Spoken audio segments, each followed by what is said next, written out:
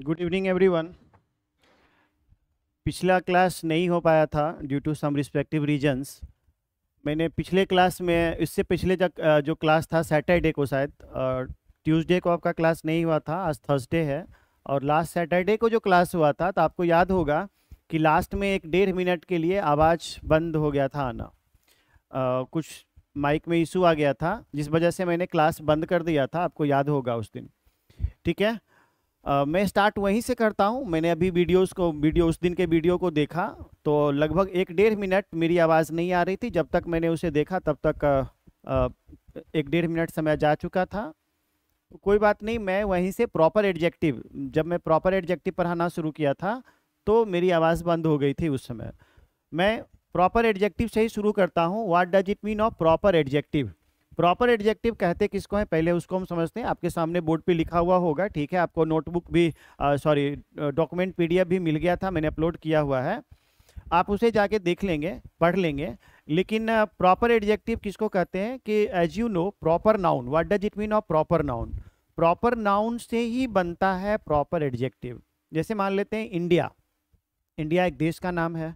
India क्या हो गया? प्रॉपर नाउन हो गया। और इंडिया के निवासी इंडियन कहलाएंगे तो इंडियन हो गया प्रॉपर एडजेक्टिव। यानी कुल मिला के आप ये देखेंगे कि an adjective which is formed with proper noun, जो प्रॉपर नाउन से फॉर्म होते हैं उसको हम लोग क्या कहते हैं? Proper adjective. जैसे मान लेते हैं कि कोई अगर दिल्ली का निवासी है तो डेलहाइट कहलाता है, इंडिया का निवासी है तो इंडियन कहलाता है, पाकिस्तान का निवासी रहे तो पाकिस्तानी कहलाएगा। तो वो कुल मिला के ये सारे क्या कहलाएंगे? ये सभी कहलाएंगे प्रॉपर एडजेक्टिव। जैसे आई एम इंडियन, देखिए मैंने रेड कलर से इसे लिख भी दिया है। इसका मतलब हो गया कि ये जो इंडियन लिखा हुआ है यहाँ पर है, ये प्रॉपर एडजेक्टिव हो गया। इसी को कहते हैं प्रॉपर एडजेक्टिव। प्रॉपर एडजेक्टिव का मतलब हो गया यानी एडजेक्टिव से, यानी सॉरी, जो प्रॉपर नाउन से फॉर्म होते हैं। इस चीज़ की जानकारी मैंने उस दिन भी दी थी। जैसे देखिए यहाँ पे लिखा हुआ नेपाली, पाकिस्तानी, ऑस्ट्रेलियन, अफ्रीकन, ये सब क्या कहलाते हैं? प्रॉपर एडजेक्टिव कहलाते हैं। यानी याद क्या रखना है कि प्रॉपर नाउन से बने हुए एडजेक्टिव प्रॉपर एडजेक्टिव कहलाते हैं। ठीक है, मेरी आवाज़ आ रही भाई? जो लोग ऑनलाइन है, रागिनी शर्मा ऑनलाइन है, तो मेरी आवाज़ आ रही है, आप बता सकते हैं। चलिए हम आगे बढ़ जाते हैं। पॉजेसिव एडजेक्टिव क्या होता है? पॉजेसिव एडजेक्टिव आपको याद होगा, पॉजेसिव प्रोनाउन। यस सर, ठीक है Ragini, thank you. Possessive adjective क्या होता है? आपको याद होगा कि मैंने पॉजेसिव प्रोनाउन सिखाया था आपको प्रोनाउन चैप्टर में।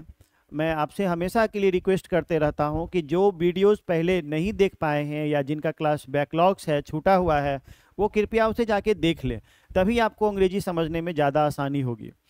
तो आपको पॉजेसिव प्रोनाउन बताया था, उसी तरह से पॉजेसिव एडजेक्टिव, यानी कि जब my, your, our, their, its, इस सब का प्रयोग किसी नाउन के पहले होता है तो वह पॉजेसिव एडजेक्टिव होता है और वह उस नाउन के साथ संबंध को बतलाता है। जैसे अगर हम लिखते हैं माय पेन, है ना, जैसे लिखते हैं माय पेन, यानी कि ये नाउन है और नाउन के पहले अगर पोजेशन को बतलाने के लिए शब्द लगा हुआ है तो माय क्या चीज हो गया? पॉजेसिव एडजेक्टिव हो गया ये। इसी को हम लोग कहेंगे पॉजेसिव, इसी को कहेंगे हम लोग पॉजेसिव एडजेक्टिव। ठीक है जी। यानी it comes before noun generally, यानी पॉजेसिव एडजेक्टिव नाउन के सामान्यतया पहले आता है। सामान्यतया क्या, ये हमेशा पहले आता है। यानी नाउन के पहले अगर वो नहीं लगा हुआ, जैसे अगर हम कहेंगे एक ऐसा सेंटेंस कि this is my, this is my, तो ये वहाँ की गलत हो जाएगा क्योंकि माय के बाद कोई ना कोई नाउन रहना चाहिए था। अगर हम कहेंगे this is my book, this is my book, तो ये सही माना जाएगा। ठीक है, क्योंकि बुक के पहले ही लग सकता है पॉजेसिव एडजेक्टिव। तो यानी कि it is an adjective which is used to express the meaning of possession of any noun. यानी नाउन के साथ पोजेशन को बतलाने के लिए हम जिस शब्द का प्रयोग करते हैं उसे हम पॉजेसिव एडजेक्टिव कहते हैं। It generally comes before noun, यह सामान्यतया नाउन के पहले आता है, उसको हम लोग पॉजेसिव एडजेक्टिव कहते हैं। देखिए ध्यान से, यहाँ पे योर क्या है? पॉजेसिव एडजेक्टिव है क्योंकि पेन के पहले लगा है। यहाँ पे हीज क्या है? जैसे बुक्स से पहले लगा हुआ है। तो ये सिंगुलर नाउन हो चाहे प्लूरल नाउन हो, इसके पहले आने वाले जो शब्द होते हैं वो एडजेक्टिव होते हैं। और अगर वो शब्द माय रहे, योर रहे, उसके बाद हिज रहे, हर रहे, इट्स रहे, देयर रहे, ये सभी पॉजेसिव एडजेक्टिव कहलाएंगे। अगर माइन रहे, यानी कि जब सेंटेंस में माइन का प्रयोग होगा, आवर्स का प्रयोग होगा, या फिर योर्स का प्रयोग होगा, या हिज का प्रयोग होगा, या हर्स का प्रयोग होगा, या देयर्स का प्रयोग होगा, तो वो पॉजेसिव प्रोनाउन कहलाएंगे, पॉजेसिव एडजेक्टिव नहीं। मैंने आपको उस लिस्ट में संभवतः लिखाया होगा, आप इसको थोड़ा सा ध्यान से अगर आप देखेंगे यहाँ पे तो समझ में आ जाएगा। मैं यहाँ पे लिखता हूँ पॉजेसिव प्रोनाउन, पहले पॉजेसिव एडजेक्टिव और तब मैं लिखता हूँ पॉजेसिव प्रोनाउन, ठीक है। अब देखो यहाँ पे पॉजेसिव एडजेक्टिव अगर माय होता है, आवर होता है, उसके बाद योर होता है, उसके बाद हिज होता है, उसके बाद हर होता है, और उसके बाद इट्स होता है, और उसके बाद देयर होता है, ठीक है ना। आई को भी कैपिटल लेटर कर दें तो इसका आप देखेंगे पॉजेसिव प्रोनाउन कैसे होता है। यानी इसका पॉजेसिव प्रोनाउन माय का क्या हो जाता है, माइन, आवर का क्या हो जाता है, आवर्स, है ना, योर का क्या हो जाता है, योर्स, हिज का हिज ही रहता है। आपको याद होना चाहिए कि हिज का प्रयोग पॉजेसिव एडजेक्टिव के रूप में भी करते हैं और पॉजेसिव प्रोनाउन की तरह भी करते हैं।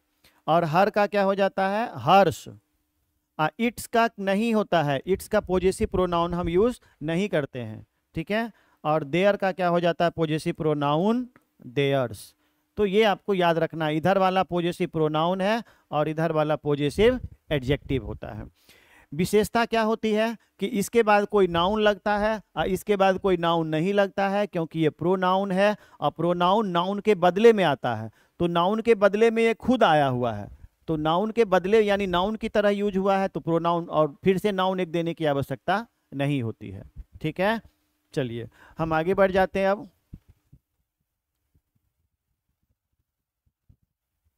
चलिए डिस्ट्रीब्यूटिव प्रोनाउन डिस्ट्रीब्यूटिव एडजेक्टिव किसको कहते हैं, यानी कि an adjective which is used to express the meaning of distribution. Distribution का मतलब होता है बंटना, बांटना, यानी जिससे बंटने बांटने का बोध होता है, बंटवारा का बोध होता है, अलग अलग का बोध होता है, उसको हम लोग क्या कहते हैं, डिस्ट्रीब्यूटिव।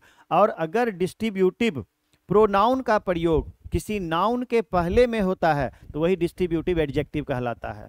जैसे मान लेते हैं, मैं एक छोटा सा एग्जांपल लेता हूं यहाँ पे, ईच। जैसे एक एग्जांपल लेते हैं ईच। अगर हम लिखते हैं each has a pen, each has a pen, तो इस सेंटेंस में ये क्या चीज हो गया, ये हो गया प्रोनाउन। कौन सा प्रोनाउन हो गया, तो डिस्ट्रीब्यूटिव प्रोनाउन हो गया। लेकिन अगर हम कहेंगे इसी सेंटेंस को, अगर कहेंगे each student has a pen, each student has a pen, यानी प्रत्येक विद्यार्थी के पास एक कलम है, तो ये स्टूडेंट क्या हो गया, नाउन। और नाउन के पहले अगर आया है वही शब्द ईच, तो यहां हो गया ये डिस्ट्रीब्यूटिव एडजेक्टिव, ठीक है। यानी डिस्ट्रीब्यूटिव एडजेक्टिव का प्रयोग भी किसी नाउन के पहले होता है। तो उसमें आप देख सकते हैं ईच, एवरी, आइदर, नाइदर, ये सभी क्या कहलाते हैं, डिस्ट्रीब्यूटिव एडजेक्टिव कहलाते हैं अगर इनका प्रयोग किसी नाउन के पहले होता है। मैंने सारी बात पहले भी बोल दी कि नाउन के पहले आने वाले अगर ईच, एवरी, आइदर, नाइदर का प्रयोग होता है तो उसको हम लोग डिस्ट्रीब्यूटिव एडजेक्टिव कहते हैं। मैं कुछ एग्जाम्पल आपको एवरी का भी देता हूं। जैसे every student has a mobile, यानी प्रत्येक विद्यार्थी के पास एक मोबाइल है। तो आप देखेंगे स्टूडेंट यहाँ नाउन हो गया, तो नाउन के पहले अगर एवरी का प्रयोग हो गया तो यह क्या कहला जाएगा, ये कहला जाएगा डिस्ट्रीब्यूटिव एडजेक्टिव, ठीक है। ये चूंकि ये किसी नाउन के पहले आया हुआ है, तो इस तरह से हम इसको बना सकते हैं। उसके बाद आइदर का देख लेते हैं एक एग्जाम्पल। जैसे आइदर स्टूडेंट, अच्छा आपको ये भी याद रखना है कि आइदर के बाद जो भी नाउन लगेगा वह सिंगुलर काउंटेबल नाउन होना चाहिए, है ना। वो सिंगुलर काउंटेबल नाउन होना चाहिए, सिंगुलर नाउन नहीं, अनकाउंटेबल नाउन नहीं, प्लूरल काउंटेबल नाउन नहीं, बल्कि सिर्फ और सिर्फ सिंगुलर काउंटेबल नाउन लगना चाहिए, यानी जिससे एक का बोध होगा, चाहे वह ईच हो, चाहे वह एवरी हो, चाहे वह आइदर हो, चाहे वह नाइदर हो, किसी के साथ सिंगुलर काउंटेबल नाउन का ही प्रयोग करेंगे। ठीक है, तो either student has A mobile, इसका मतलब क्या हो गया? अगर हम ये कहते हैं तो इसका मतलब हो गया यानी दो में से एक विद्यार्थी के पास मोबाइल है, यानी दो में से एक, आइदर का मतलब होता है दो, यानी दो में से एक के पास मोबाइल है। तो जब एक का अर्थ आता है तो एक का मतलब होता है यूनिट, यूनिट मतलब इकाई, और इसलिए हमेशा ये सिंगुलर होते हैं। और आपको ये भी याद रखना है कि जिस सेंटेंस में ईच लग जाए, एवरी लग जाए, आइदर लग जाए या नाइदर लग जाए सब्जेक्ट में, तो जनरली उस पूरे सब्जेक्ट को वो सिंगुलर बना देता है और उसके साथ सिंगुलर वर्ब का प्रयोग करते हैं। जैसे आप गौर करेंगे यहाँ पे दिखिएगा आइदर स्टूडेंट लगा हुआ है, तो इसके साथ वर्ब जो लगा है वह सिंगुलर वर्ब है, यानी हैज। यहाँ अगर हम हैव दे देंगे तो गलत हो जाएगा, क्योंकि इस हैव क्या होता है? प्लूरल वर्ब होता है और हैज सिंगुलर वर्ब होता है। तो आप इसको इस तरह से समझो कि ईच, एवरी, आइदर, नाइदर, चाहे वह प्रोनाउन के रूप में हो, चाहे वह एडजेक्टिव के रूप में हो, यानी कि जिस वाक्य के सब्जेक्ट के रूप में प्रयोग होगा उस वाक्य के सब्जेक्ट को सिंगुलर बना देता है और उसके साथ हमेशा सिंगुलर वर्ब लगते हैं। ठीक है, तो उसके बाद एक नाइदर का भी हम देख लेते हैं सेंटेंस, जैसे neither student has A mobile, has a mobile, इसका मतलब क्या हो गया कि दो में से किसी के पास मोबाइल नहीं है, यानी दो स्टूडेंट में से किसी के पास मोबाइल नहीं है। तो अब बताइए कि नाइदर के साथ स्टूडेंट, ये भी सिंगुलर काउंटेबल नाउन लगा, और इससे बने हुए जो सब्जेक्ट हुए इसके साथ कौन सा वर्ब लग गया? सिंगुलर वर्ब लग गया। तो इस तरह से सिंगुलर और प्लूरल वर्ब के बारे में भी आपने समझ में आ गया कि किसके साथ सिंगुलर लगता है, किसके साथ प्लूरल लगता है, यानी ईच, एवरी, आइदर, नाइदर रहेगा तो उसके साथ हमेशा सिंगुलर वर्ब ही लगेंगे, क्योंकि वह हमेशा डिस्ट्रीब्यूशन का बोध होता है। और जब भी बांटते हैं किसी चीज़ को तो एक यूनिट में बांटा जाता है, और यूनिट का मतलब एक होता है, इकाई होता है, और वो हमेशा सिंगुलर होता है, और इस तरह से ये सिंगुलर कहलाते हैं। ठीक है, चलिए अब हम आगे बढ़ जाते हैं, अपने टॉपिक पे फिर से आ जाते हैं। यहाँ पे देखिए, each girl has a book, either book is yours. देखो यहाँ पे लिखा हुआ है आइदर बुक इज योर्स, यानी इसका मतलब क्या हो गया? आइदर बुक इज योर्स, यानी कि दो में से एक किताब तुम्हारा है। इसका शुद्ध हिंदी अर्थ क्या हो गया? दो में से एक किताब, दो में से एक किताब तुम्हारा है ना। अब आप गौर करना कि योर्स के बाद कोई नाउन नहीं है, और नाउन जब नहीं है तो इसका मतलब ये क्या चीज हो गया? ये पॉजेसिव प्रोनाउन हो गया, है ना, क्योंकि योर्स पॉजेसिव प्रोनाउन होता है। अभी मैंने लिस्ट इसके पिछले पेज में लिखा था, और योर पॉजेसिव एडजेक्टिव होता है।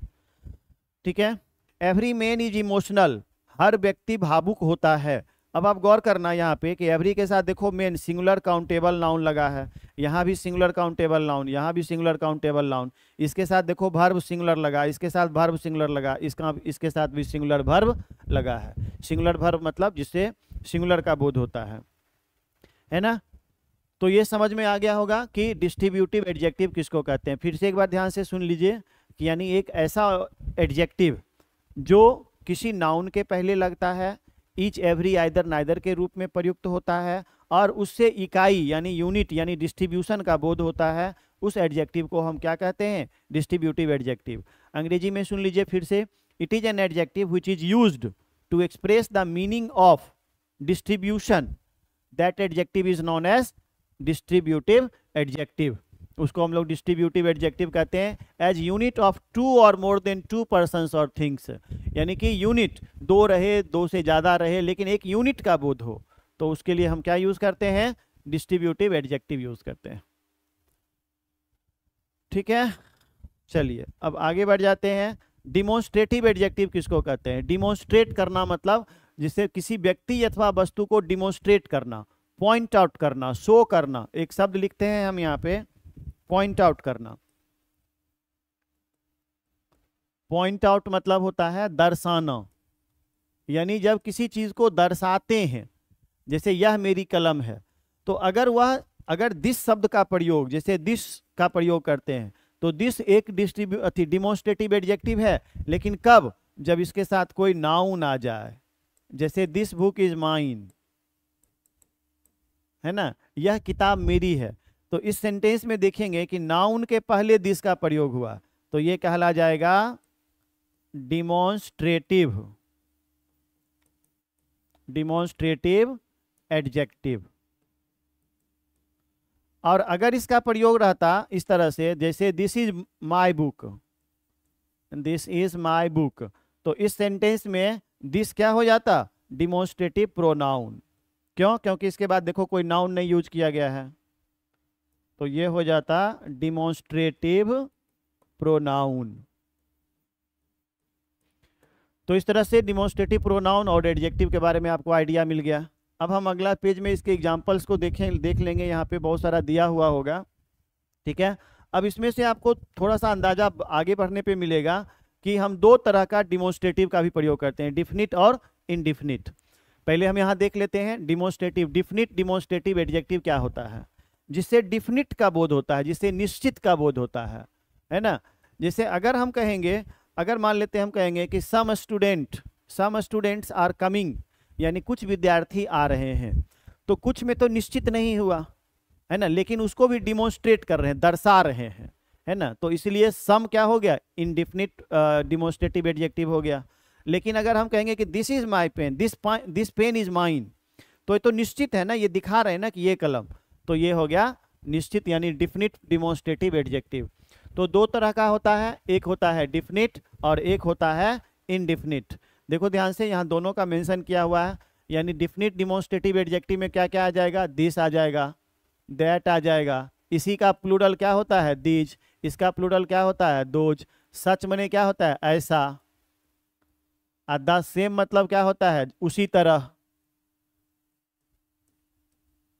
तो कहने का मतलब ये सब हो गया definite demonstrative adjective. And finally you will have to remember them कि डिफिनिट डिमोन्स्ट्रेटिव एडजेक्टिव क्या होता है, यानी कि जिससे निश्चित व्यक्ति अथवा वस्तु को दर्शाने का बोध होता है, पॉइंट आउट करने का बोध होता है, शो ऑफ करने का बोध होता है, उसको हम कहते हैं डिफिनिट डिमोन्स्ट्रेटिव एडजेक्टिव।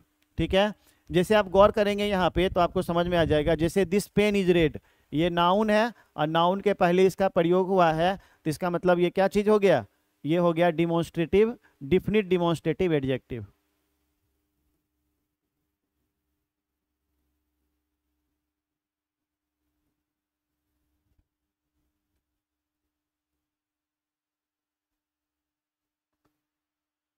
है ना, डिफिनिट डिमोन्स्ट्रेटिव एडजेक्टिव। अभी देखो यहाँ पे बॉय है, ये भी नाउन है, इसके पहले भी लगा हुआ है। अच्छा, अगर ये सिंगुलर है तो इसके साथ सिंगुलर नाउन का प्रयोग होगा, और अगर ये प्लूरल है, अगर प्लूरल डिफिनिट डिमोन्स्ट्रेटिव एडजेक्टिव है तो इसके साथ देखो प्लूरल नाउन का प्रयोग हो गया, और ये भी नाउन हुआ, प्लूरल नाउन हो गया ये, है ना। तो इसके साथ दोज लग गया। तो कहने का मतलब ये रेड कलर से जो देखिए लिखा हुआ है यहाँ पे है दिस दैट दोज, ये जो लिखा हुआ है दिस लिखा हुआ यहाँ पे है, ये सभी क्या कहला जाएंगे?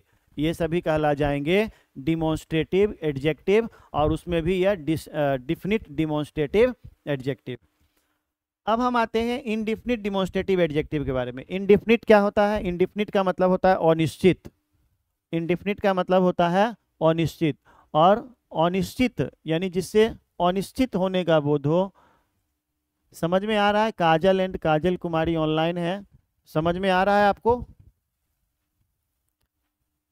पिछला क्लास नहीं हो पाया था, आपको याद होगा, आवाज आना बंद हो गया था। चलिए, इनडिफिनिट डिमोन्स्ट्रेटिव एडजेक्टिव किसको कहते हैं? जिससे इनडिफिनिट यानी अनिश्चित का बोध होता है, अनिश्चित। इसको इनडिफिनिट को हिंदी में कहते हैं अनिश्चित, है ना। और डिमोन्स्ट्रेट करना जिसमें कि पॉइंट आउट करना। काजल कुमारी काजल दोनों यस सर बोल रहे हैं, ठीक है। तो डिमोन्स्ट्रेट करने का मतलब होता है पॉइंट आउट करना। दो तरह का होता है, एक डिफिनिट और एक इनडिफिनिट। आप गौर करेंगे यहाँ पे सम हो गया, एनी हो गया, अदर हो गया, एनदर हो गया, एनी अदर हो गया। ये याद रखना पड़ेगा, इन सब चीज़ों को याद रखना पड़ता है आपको कि कौन कौन से इनडिफिनिट डिमोन्स्ट्रेटिव एडजेक्टिव होते हैं और कौन कौन से डिफिनिट डिमोन्स्ट्रेटिव एडजेक्टिव होते हैं। जैसे some Mister Jha is looking for you, इसका अर्थ देखिए क्या होगा। कोई मिस्टर झा, कोई अननोन पर्सन, कोई Mister Jha is looking for you, आपको ढूंढ रहे हैं। मैं इसका हिंदी भी लिख देता हूं। कोई यानी कोई का मतलब क्या होगा, इनडिफिनिट। जब हम बोलते हैं कोई मिस्टर झा यानी इनडिफिनिट का बोध हो गया, इनडिफिनिट। कोई मिस्टर झा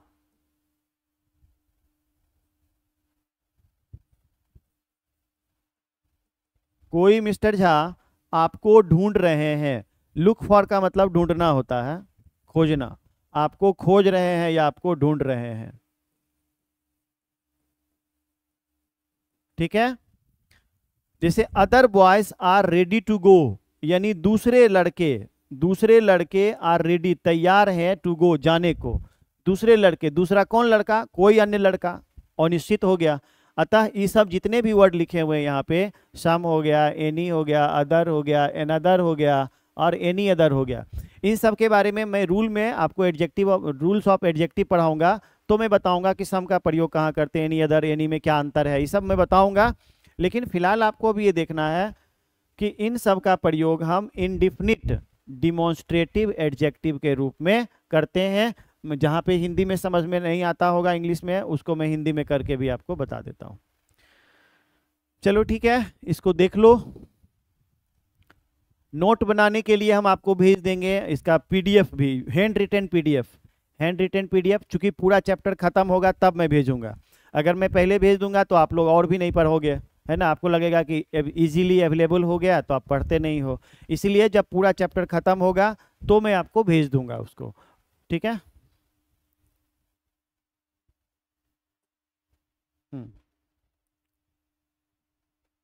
चलिए अब यहाँ पर ध्यान दो। यहाँ पे डिमॉन्स्ट्रेटिव एडजेक्टिव के बाद हम लोग पढ़ने वाले हैं इंट्रोगेटिव एडजेक्टिव। इंट्रोगेटिव एडजेक्टिव किसको कहते हैं, जिससे इंट्रोगेट करने का बोध होता है। इंट्रोगेट मतलब पूछताछ करना, यानी पता लगाना, यानी पूछना, यानी इंट्रोगेटिव सेंटेंस आप पढ़े होंगे पहले भी। तो इंट्रोगेटिव एडजेक्टिव होता है वो एडजेक्टिव जिससे एक प्रश्न पूछने का बोध होता है, आस्क ए क्वेश्चन, यानी जिससे प्रश्न पूछने का बोध होता है। जैसे अगर मैं लिखूं यहाँ पे, जैसे which class do you read in, which class do you read in, तुम किस वर्ग में पढ़ते हो। तो अगर ये व्हिच जो लिखा हुआ है ये यहाँ पर इंट्रोगेटिव एडजेक्टिव है।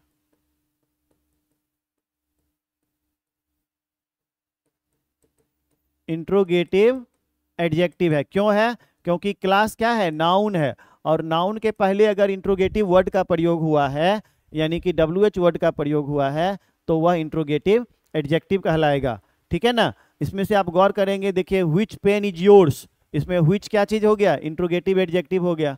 यहाँ पे लिखा हुआ भी है एक ऐसा एडजेक्टिव जिसका प्रयोग प्रश्न पूछने में किया जाता है। यह सामान्यतः किसी नाउन के पहले आता है, चाहे वह सिंगुलर नाउन हो चाहे वह प्लूरल नाउन हो। किसी भी नाउन के पहले आकर यानी कि प्रश्न पूछने का बोध हो तो उसे हम इंट्रोगेटिव एडजेक्टिव कहते हैं, ठीक है जी। जैसे हुज नोटबुक इज दिस, यानी कि ये नोटबुक किसका है। What book do you want to study, कौन सी किताब तुम पढ़ना ज़्यादा पसंद करते हो, है ना, कौन सी किताब तुम पढ़ना पसंद करते हो। तो यहाँ पर देखो क्या चीज़ हो गया, यहाँ पे हुज हो या व्हाट है, ये सब क्या कहला गया, यही कहला गया यहाँ पे इंट्रोगेटिव एडजेक्टिव।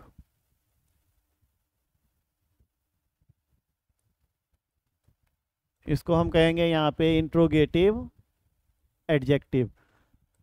तो आपको याद क्या रखना है कि अगर WH वर्ड का प्रयोग किसी नाउन के पहले हो और उसका प्रयोग प्रश्न पूछने में किया गया हो तो वह इंट्रोगेटिव एडजेक्टिव कहलाता है, ठीक है।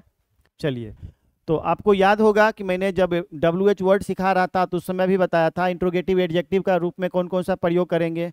क्या हु का प्रयोग करेंगे, तो आपको जानकारी दे दूं कि हु का प्रयोग इंट्रोगेटिव एडजेक्टिव के रूप में कभी नहीं होता है। फिर उसके बाद किसका किसका होता है, व्हाट का होता है, व्हिच का होता है, हुज का होता है और हुम का होता है। नहीं, हुम का भी नहीं होता है, हुम का भी नहीं होता है। हुम तो चूंकि हु के ग्रुप का ही है, तो व्हाट हो गया, व्हिच हो गया और हुज हो गया। यानी कुल मिला के ये तीन, देखिए यहाँ पे which, whose और what, इस तीनों का प्रयोग भी हमने कर दिया है और यही तीनों इंट्रोगेटिव एडजेक्टिव के रूप में प्रयोग किए जाते हैं। इसके साथ ही किसी नाउन का प्रयोग किया जा सकता है, यानी व्हाट के साथ कोई नाउन लगा सकते हैं, व्हिच के साथ नाउन लगा सकते हैं और हुज के साथ भी नाउन लगा सकते हैं। आप गौर करेंगे यहाँ पे हुज नोटबुक लगा हुआ है, व्हिच पेन लगा हुआ है, व्हाट बुक लगा हुआ है। तो इस तरह से कुल मिला के आप कह सकते हैं कि ये तीनों इंट्रोगेटिव एडजेक्टिव हैं। चलिए अब हम लोग लास्ट पे है एम्फेसाइजिंग एडजेक्टिव। एम्फेसाइजिंग एडजेक्टिव बहुत सारे किताबों में नहीं भी दिया रहता है, लेकिन आपको जानकारी रखनी चाहिए कि जिससे जोड़ देने का बोध होता है। इम्फैटिक एक शब्द होता है, इम्फैटिक, है ना, इम्फैटिक।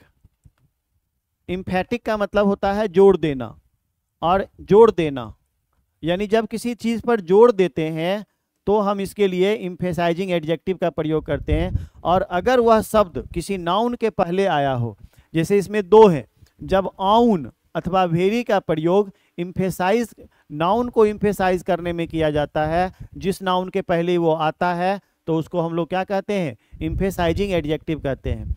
यानी सीधा सीधी अर्थ में समझिए, जब आउन तथा वेरी का प्रयोग किसी नाउन के पहले उसे इम्फेसाइज करने यानी उस पर जोर देने के अर्थ के लिए होता है तो उसे हम इम्फेसाइजिंग एडजेक्टिव कहते हैं। ठीक है ना। जैसे आप गौर करेंगे यहाँ पर एक सेंटेंस दिया हुआ है, he saw his beloved on the road with his own eyes. इसका अर्थ क्या होगा, मैं इसका अर्थ बड़ा इंटरेस्टिंग है, मैं आपको बताता हूं। इसका अर्थ देखो, उसने देखा अपनी प्रेमिका को ऑन द रोड, रोड पर, यानी उसने रोड पर अपनी प्रेमिका, बिलवेड का मतलब होता है प्रेमिका, को देखा विथ हिज ओन आइज, अपनी ही आंख से, अपनी ही नजर से। कहते हैं मैंने अपनी आंख से देखा है। बोलचाल की भाषा में आप गौर करते होंगे कि तुम कैसे झुठला सकते हो इसको, मैंने तो इसको अपनी आंख से देखा है। तो जब आप जोड़ देते हैं इस बात को लेके कि हम अपनी नजर से देखें, अपनी आंख से देखे हैं, तो उसके लिए हम ये ऑन का प्रयोग एम्फेसाइजिंग एडजेक्टिव के रूप में करते हैं, एम्फेसाइजिंग एडजेक्टिव के रूप में करते हैं। ठीक है। उसी तरह से इसको मैं हिंदी अर्थ लिख देता हूं, उसने अपनी प्रेमिका को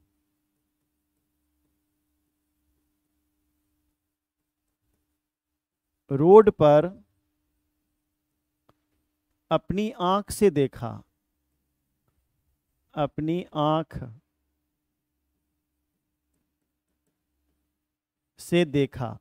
आप कहेंगे कि सर सब तो अपनी आंख से ही देखता है ना, कोई दूसरे की आंख से तो देखता नहीं है। लेकिन इस बात को जोड़ देने के लिए हम बोलते हैं कि मैं कैसे मान सकता हूं कि ये गलत है, मैंने इसे अपनी आंख से देखा है ना। तो इसका मतलब होता है कि आप उस बात पर जोर देने की बात कर रहे हैं। That's why the reason is behind that emphatic sense is concerned and these are to be said emphasizing adjective.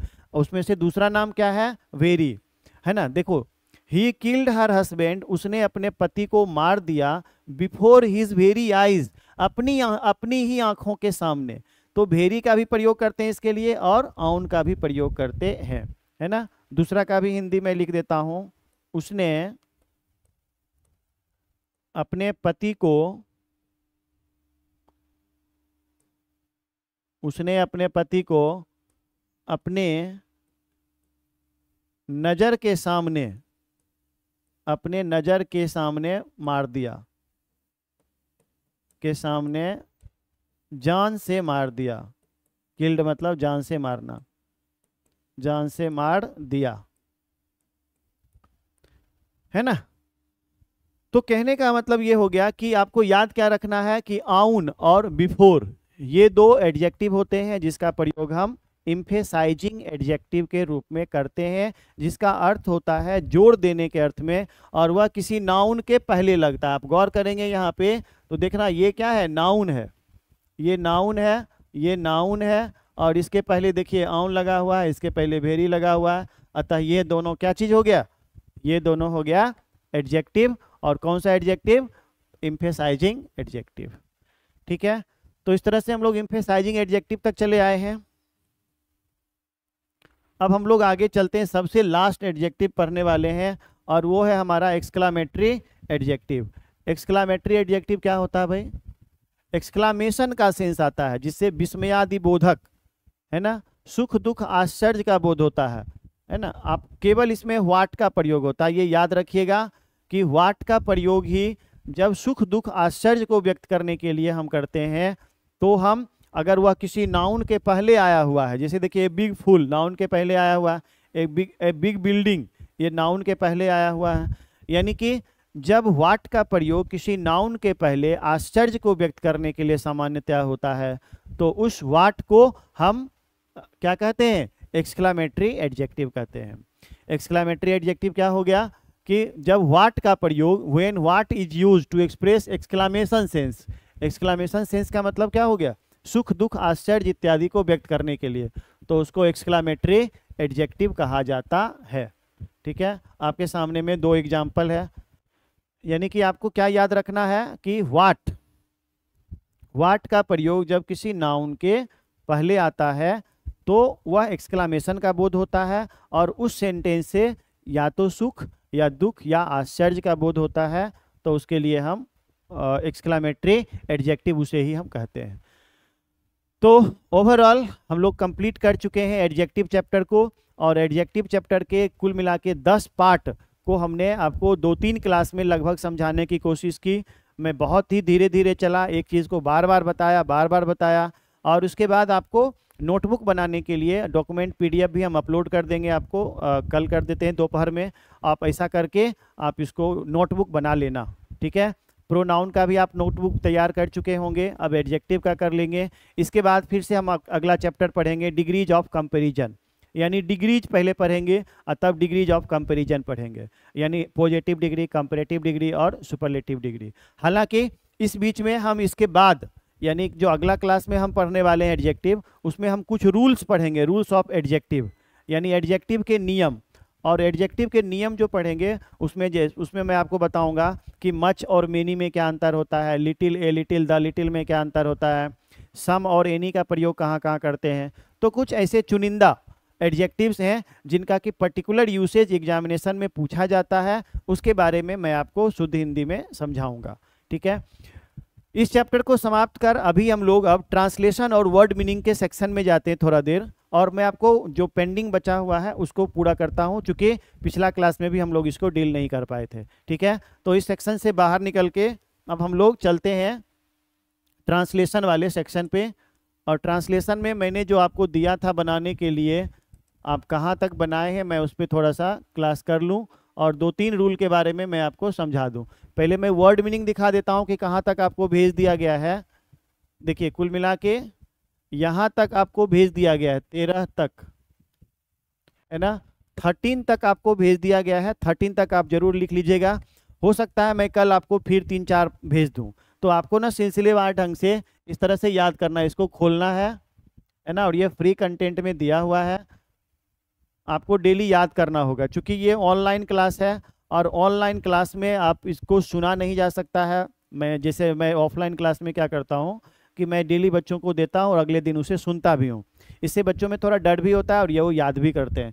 लेकिन आप लोग ऑनलाइन में हैं तो ऑनलाइन में थोड़ा मुश्किल होता है सुनना, तो you will have to be honest, आपको ईमानदार होना होगा और आपको खुद से याद करके खुद से सुनना होगा, ठीक है। इस तरह से बहुत सारे वर्ड दिए हुए, देखिए कितना अच्छा अच्छा वर्ड दिया रहता है, आप इसे जरूर याद करिएगा, है ना।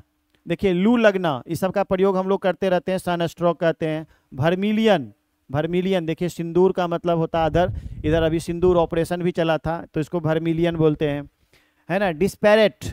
डिस्पैरेट, आपको कोई पूछे कि इतना ज़्यादा डिस्पैरेट क्यों हो रहे हो, तो आप डिस्पैरेट का अर्थ समझिएगा तभी तो इस बात को समझ पाइएगा ना, है ना। डिस्पैरेट का मतलब होता है उतावला।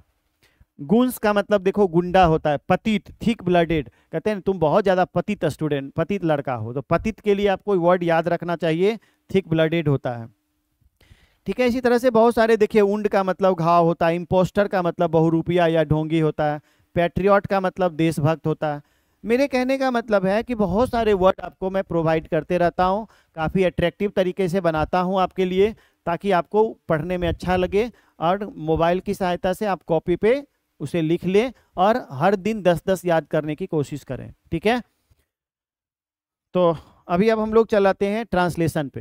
ये सब तो आपको खुद ही पढ़ने के लिए आ जाता होगा और आप इसको जरूर लिख लीजिएगा। चलिए अब हम आ जाते हैं ट्रांसलेशन पे, और ट्रांसलेशन में मैंने आपको एमएसटी रूल में आपको कुछ, देखिए मैंने 9 तक, रूल नंबर 9 तक दे दिया और ये रूल नंबर 50 तक जाएगा। आप याद रखिएगा, कुल मिला के 50 रूल आपको 11th में और 50 रूल आपको ट्रांसलेशन का हम 12th में देंगे। यानी 50-50 का सेक्शन 2 बनाए हुए हैं, 50 रूल्स, जिसमें 9 रूल तक हम लोग पढ़ चुके हैं। इसमें से 9वां रूल में क्या है, आपने एक दिन बताया था कि सर हम खुद से कर लेते हैं और बना लेते हैं। अगर आपको दिक्कत होगी तो आप जरूर पूछिएगा।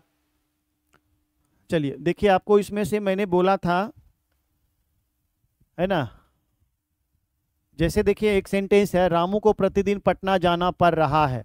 चलो इस तरह के सेंटेंस को हम बताते हैं यहाँ पे, तुम्हें एक पत्र लिखना पड़ रहा है।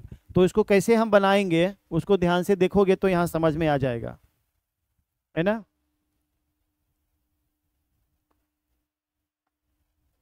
देखो ध्यान से, तुम्हें एक पत्र लिखना पड़ रहा है, तो इसको कैसे ट्रांसलेट करेंगे, तो सब्जेक्ट क्या करेंगे, यू।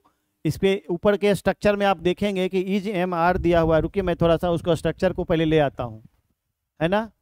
आप देखो, अच्छा बहुत ऊपर में रखा हुआ है।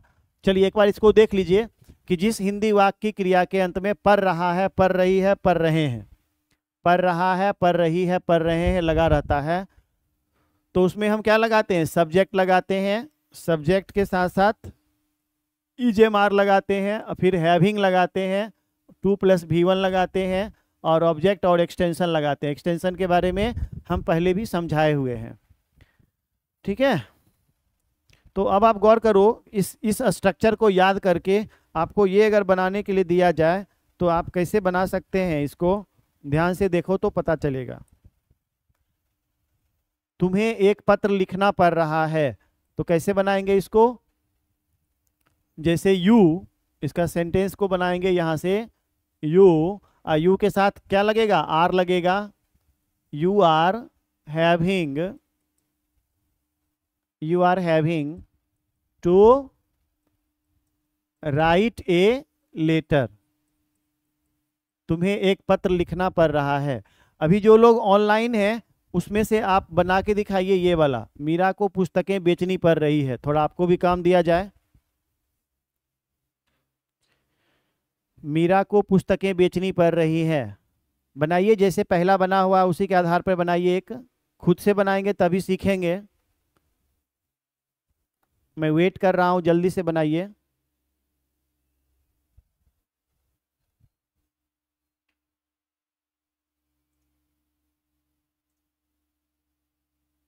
अभी ऑनलाइन काजल एंड मुस्कान है, बताइए काजल, मुस्कान। अगर नहीं आता है तो बोलिए कि हम बना दें। मीरा को पुस्तकें बेचनी पड़ रही है। ट्रांसलेशन तो बनाना पड़ेगा आपको, ट्रांसलेशन भी 5 नंबर के पूछे जाते हैं, है ना। ट्रांसलेशन भी 5 नंबर के पूछे जाते हैं, तो इस तरह से ट्रांसलेशन भी आपको बनाना पड़ेगा। कोई नहीं बनाएंगे क्या, 3 persons are going online, Kajal, Kumari, Kajal, Muskan. कोई तो बना के दिखाओ यार। Meera is having to sell books, Muskan का जवाब आ गया, है ना। देखो ध्यान से, आप लोग बनाते नहीं हो, बन जाएगा। मीरा इज हैविंग, बहुत बढ़िया। मीरा इज हैविंग टू, बेचना का क्या होता है, सेल, और फिर से क्या लिखेंगे यहाँ पे, बुक्स। बहुत बढ़िया। चलिए मुस्कान सही जवाब दिया। आप एक और बनाइए यहाँ पे, मीनाक्षी को एक गाना गाना पड़ रहा है। जल्दी से बनाइए। तो मुस्कान फिर से बनाइए, काजल आप भी बना सकती हैं, काजल कुमारी भी एक, Kajal, Meera is having to sell books. मुझे लगता है कि टाइप करने में दिक्कत होती है, लेकिन कोई बात नहीं, बना के तो दिखाना पड़ेगा। एक आध बनाइए और घर में इसका प्रैक्टिस जरूर किया कीजिएगा। मीनाक्षी को एक गाना गाना पड़ रहा है, तो क्या बनाएंगे, मीनाक्षी इज हैविंग, पढ़ रहा है के लिए क्या इस्तेमाल करते हैं, Meenakshi is having to sing a song, है कि नहीं? हाँ, काजल का जवाब आ गया, Meenakshi is having to sing a song. चलो इसी तरह बनाओगे तभी जाके होगा। आप लोगों को बासी भात खाना पड़ रहा है। चलिए, ये बासी भात का अंग्रेजी क्या होता है?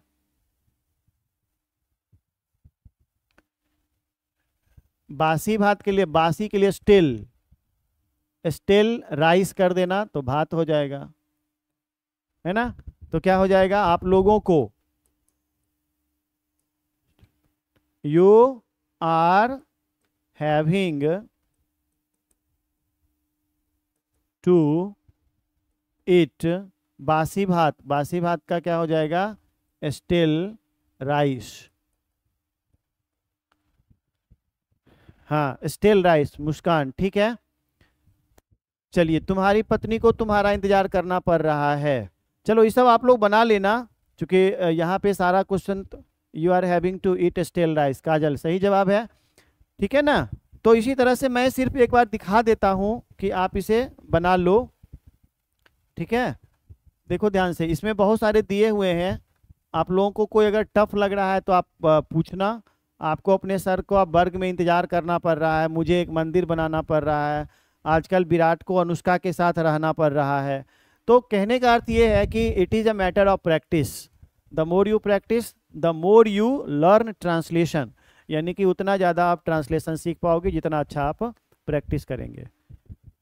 हाँ, मुस्कान, काजल, सबका जवाब ठीक है, सही है। यानी आप सही बना रहे हैं, प्रैक्टिस आपको करना होगा, और अगले क्लास में आप मुझे पूछेंगे तो समझ में आएगा कि आप बना रहे हैं कि नहीं।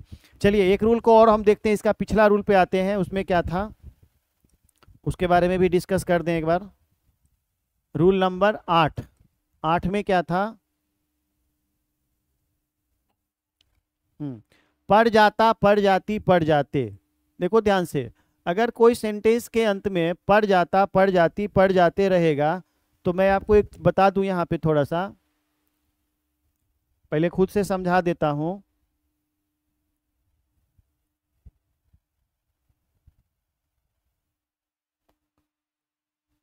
ठीक है? जैसे अगर किसी हिंदी वाक्य की क्रिया के अंत में पढ़ जाता, पढ़ जाता, पढ़ जाती, पढ़ जाते, पढ़ जाता, पढ़ जाती, पढ़ जाते लगा रहता है, तो उसको हम कैसे बनाते हैं? उसमें हम देते हैं सब्जेक्ट प्लस वुड, उसके बाद हैव, उसके बाद हैड, उसके बाद two plus V1 plus object and extension, है ना? ठीक है। जैसे आपको याद होगा कि मैंने बताया था कि कुल मिला के कितने मॉडल ऑक्सिलरी वर्ब होते हैं?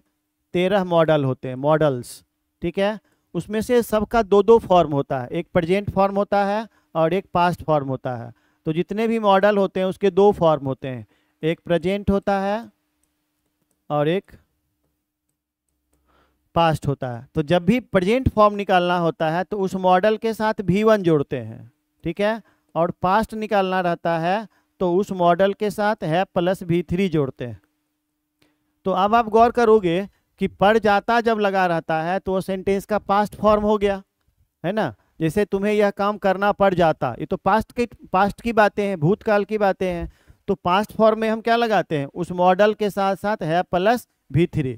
तो अब आप गौर करो, यहाँ पे ये मॉडल है, मॉडल वुड है, और वुड के साथ देखो हैव, और ये हैड V3 के रूप में यूज हुआ है। और जब 2 वर्ब एक साथ लगता है तो आपको पता होना चाहिए कि बीच में हम टू लगा देते हैं, क्योंकि दूसरा वर्ब इन्फिनिटिव हो जाता है। और उसके बाद ऑब्जेक्ट और एक्सटेंशन तो आप समझ रहे हैं। तो अब मैं एक एग्जांपल ले लेता हूं, जैसे कल रामू को पटना जाना पड़ जाता, कल रामू को बस से मेरे साथ पटना जाना पड़ जाता, पटना जाना पड़ जाता। अगर ऐसा सेंटेंस रहता तो हम कैसे उसको बनाएंगे भाई? तो ध्यान से देखिएगा, बड़ा सेंटेंस है, पहली बार आप सीख रहे होंगे कि जिस हिंदी वाक्य क्रिया के अंत में पढ़ जाता, पढ़ जाती, पढ़ जाते लगा रहता है। देखो ये हिंदी वाक्य क्रिया है, इसके अंत में लगा हुआ है, तो हम आपको इस स्ट्रक्चर से बनाएंगे। और ये स्ट्रक्चर हमारा क्या है, देखो ध्यान से। रामू सब्जेक्ट है ना, सबसे पहले सब्जेक्ट देंगे यहाँ पे रामू, और उसके बाद क्या लगाएंगे, वुड, और उसके बाद लगाएंगे हैव, और उसके बाद लगाएंगे हैड, और उसके बाद क्या लगाएंगे टू, और उसके बाद V1, तो V1 क्या है यहाँ पे गो, और उसके बाद टू पटना, और उसके बाद क्या है मेरे साथ, तो विथ मी, और उसके बाद क्या है बस से, तो बाय बस, और उसके बाद क्या है कल, तो क्या हो जाएगा यस्टरडे। तो इस तरह से आप बना सकते हैं। ठीक है, मैं एक देता हूं बनाने के लिए, जो लोग ऑनलाइन है वो बना के दिखाइएगा इसी से। चलिए इसी से क्या दूं, मैं यहाँ पे चलाता हूं अब आपको सिखा के यहाँ पे। चलो मैं आपको जो बनाने देता हूं उसको बनाना पड़ेगा आपको। चलो ये बना के दिखाइए, मिस्टर सी को उस मैच में खेलना पड़ जाता। ये बना के दिखाइए, ये बनाना है, ये मिस्टर सी को उस मैच में खेलना पड़ जाता। चलिए मैं वेट कर रहा हूँ, एक बना दीजिए जल्दी से, फिर मैं क्लास ख़त्म करूँ। और अगला क्लास में हम लोग पढ़ने वाले हैं, अगली क्लास में रूल्स ऑफ एडजेक्टिव, यानी एडजेक्टिव के नियम। आज एडजेक्टिव समाप्त किया, उसके बाद ट्रांसलेशन और वर्ड मीनिंग दे दिया करके। इसको बना के दिखाइए, मिस्टर सी को उस मैच में खेलना पड़ जाता। आसान सा दिया है मैंने बनाने के लिए।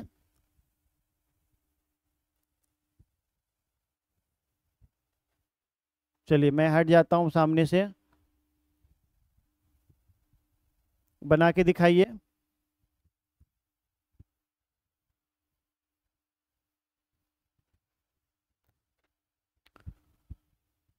जो लोग ऑनलाइन है एक बना के दिखाइए, बहुत आसान है, आपके सामने में लिखा हुआ भी एग्जाम्पल, काजल, मुस्कान, जो लोग जुड़े हुए हैं जल्दी से बना के दिखाइए। मिस्टर सी को उस मैच में खेलना पड़ जाता। अगर नहीं बन रहा है तो बताइए, मैं बता दूं। चलिए ठीक है, मैं बता देता हूं, तो क्या लिखेंगे, मिस्टर सी वुड, उसके बाद हैव हैड टू प्ले, और उसके बाद क्या बच गया उस मैच में। अभी तक जवाब नहीं आया है किसी का, शायद टाइप करने में दिक्कत हो रही होगी। चलिए मैंने बना दिया।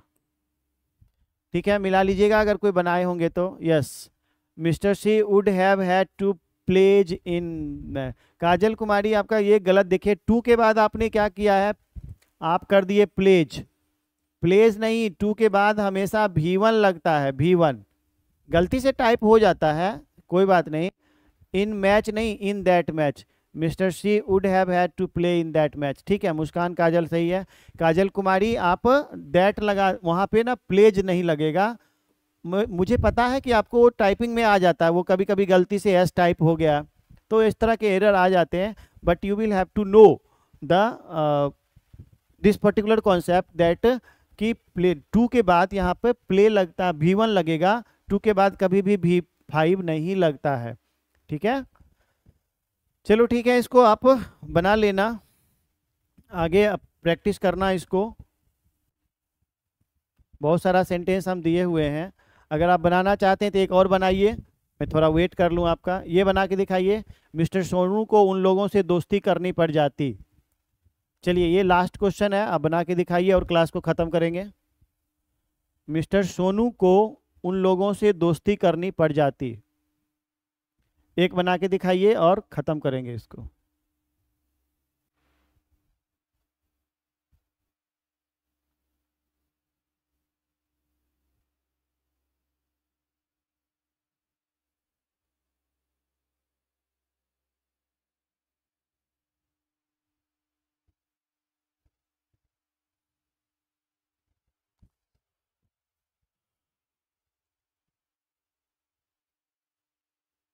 बनाइए, जल्दी जल्दी टाइप करिए।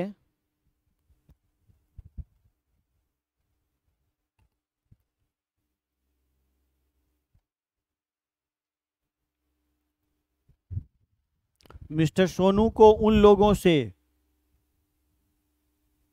है ना, तो क्या हो जाएगा, मिस्टर सोनू, मैं आपका वेट कर रहा हूं कि आप कोई आदमी बना के दिखाइए एक।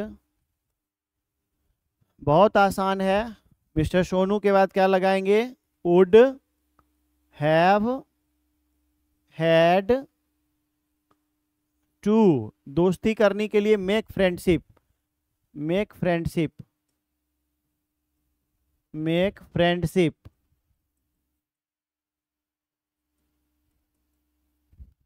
है ना, उन लोगों से, तो विथ देम। चलिए मिला लीजिएगा, जिन लोगों ने बनाया होगा अगर तो इसको जरूर बना लीजिएगा, मिला लीजिएगा। और इस तरह से हम इस टॉपिक को ख़त्म करते हैं। और ये इससे पहले भी जो रूल दिए हुए हैं उसको आप एक बार ज़रूर देख लीजिएगा। अगर दिक्कत हो तो आप मुझसे शिकायत करिएगा और मुझे पूछिएगा कि सर ये रूल नहीं बना है। ठीक है, इसके आगे का रूल 9 के बाद हम अगला रूल, अगला अब तो बृहस्पतिवार हो गया, शनिवार को अपलोड होगा तो कर देंगे। और फिर से उसको 2-3 रूल करके धीरे धीरे कर करके 50 रूल्स तक हमें उसे पढ़ना है। काजल कुमारी का जवाब आया, Mister Sonu would have had to make friendship with them. चलिए ठीक है, बहुत बढ़िया, थोड़ा लेट आया जवाब लेकिन सही है।